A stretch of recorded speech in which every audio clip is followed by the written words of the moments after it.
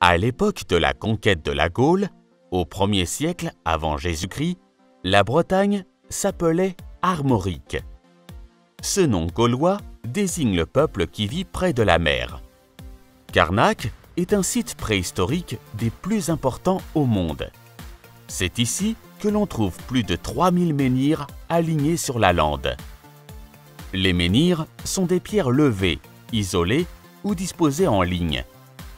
La signification des menhirs est sans doute religieuse, même si certains tracés de ces pierres laissent supposer l'existence très ancienne d'un calendrier fondé sur l'observation des astres. La Bretagne est une péninsule qui s'avance dans l'océan Atlantique et la Manche. Elle regroupe les départements des Côtes-d'Armor, du Finistère, de l'Ille-et-Vilaine et du Morbihan. C'est la région de France qui possède la plus grande longueur de côte. De Cancale à Pornic, le littoral mesure 1100 km. Il existe plusieurs Bretagnes.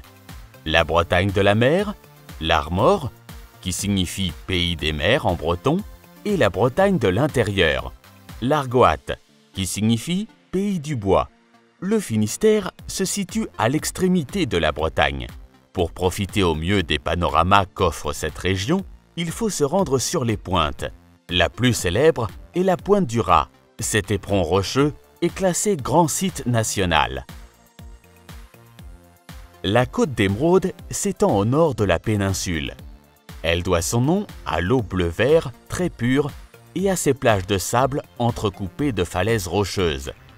À mi-parcours, les fractures spectaculaires du haut de la falaise en grès rouge du Cap Fréhel, on peut admirer le panorama de toute la côte.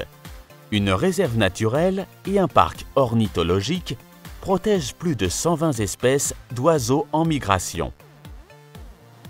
Dinan est une ville fortifiée par une ceinture de remparts et un château.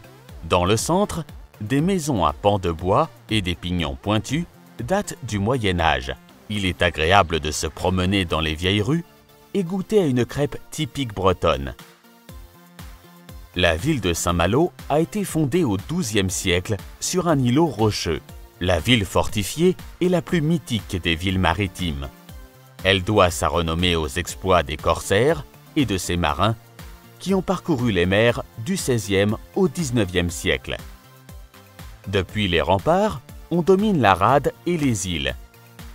La balade circulaire, le long du chemin de ronde, offre des points de vue majestueux, notamment sur le bassin Vauban.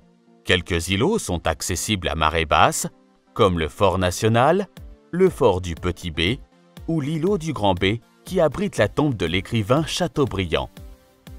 Sur un îlot rocheux, entre la Normandie et la Bretagne, soumis aux marées, se trouve l'abbaye bénédictine de style gothique du Mont Saint-Michel. Ce mont, consacré à l'archange Saint-Michel en 708, a été un des premiers lieux du culte de l'archange Saint-Michel. Le village, né à l'abri de ses murailles, s'organise dès le Moyen Âge. Les rois de France l'ont ensuite utilisé comme une prison, car les prisonniers ne pouvaient pas s'échapper à cause de la mer. Au XIXe siècle, une digue permettait de rejoindre le mont sans se mouiller. Cependant, la digue a retenu le sable.